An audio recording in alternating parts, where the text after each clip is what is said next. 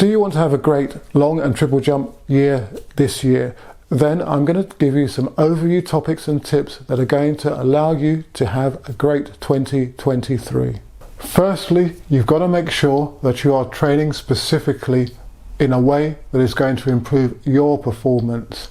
Look back to last year, last season, and see what training worked. Implement that.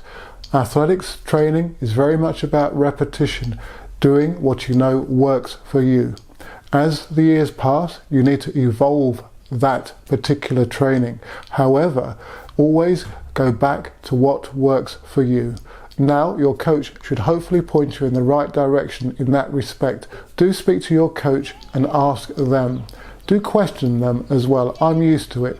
I will try to explain why we're doing a certain type of training and why perhaps this type of training is not suitable for a particular athlete. Sometimes the athletes don't quite understand and I have to re-explain. However, the way that your body responds and the type of jumper that you are will direct the type of training that you need to do. It's very important, as I said, that you understand how your body responds to training and also to what type of jumper stroke athlete you are. Now, there's another video on the channel that will help you identify what type of jumper you are. For example, whether you're a strength jumper, a speed or a power jumper, or a combination of those elements. So, having understood what type of jumper you are and how you respond to training, you obviously need a training plan that's going to put all those pieces together to develop you optimally. However, your training plan should only be a guide. You need to respond to how your body is responding, how your performances are going, and ideally make the right choices at the correct time, at the moment in time, to get the best results for you. My group had very few injuries across the training year, so that, I believe, is testament to the training that I'm giving them.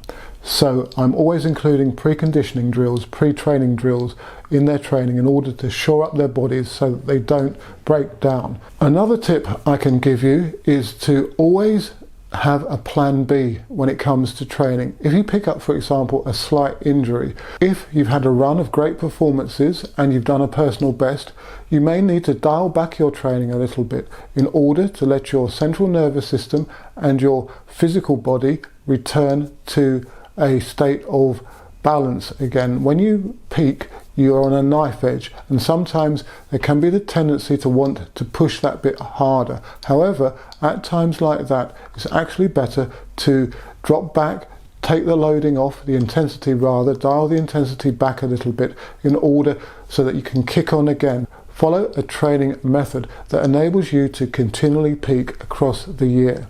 And that, as I say in my other videos and I've explained in this video, often utilizes an undulating block periodization model. I know many collegiate athletes have numerous competitions, and if you use a more linear model, yes, you will come to a peak. However, you may then find it more difficult to go on to another peak later on in the year, depending on how the training has been planned.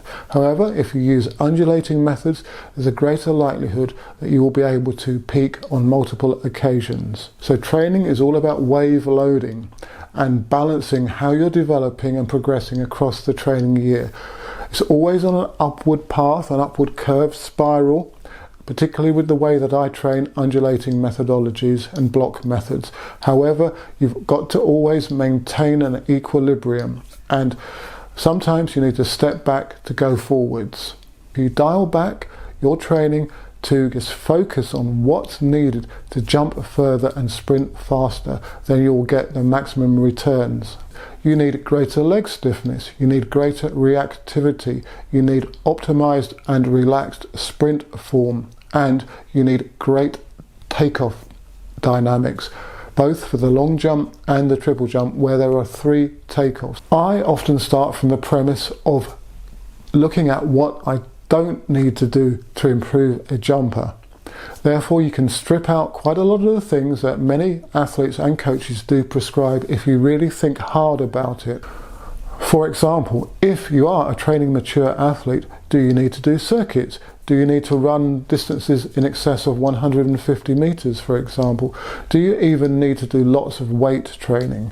There are lots of other more effective ways at developing your jumping. Well, I hope the information that I provided in this video will help you have a great training year in 2023. The topics I've given are very much overview, headers, headlines for you to framework your training against. If you have any specific questions on the subject matter of this particular video or any other, then do leave a comment in the section below or through my other social media. I'd like to thank you for your support of the channel over the last year and previous years. Welcome new subscribers and new members, and say a big thanks to those of you who've been around since the start of the channel about 4 years ago. Do subscribe and turn on the bell notification icon so that you'll know when I upload new content. And do please give this video a thumbs up. Interested in the extremely portable and accurate through-lap timing system, then do drop me a message. The system is accurate to 2/1000 of a second and can time end times and split times.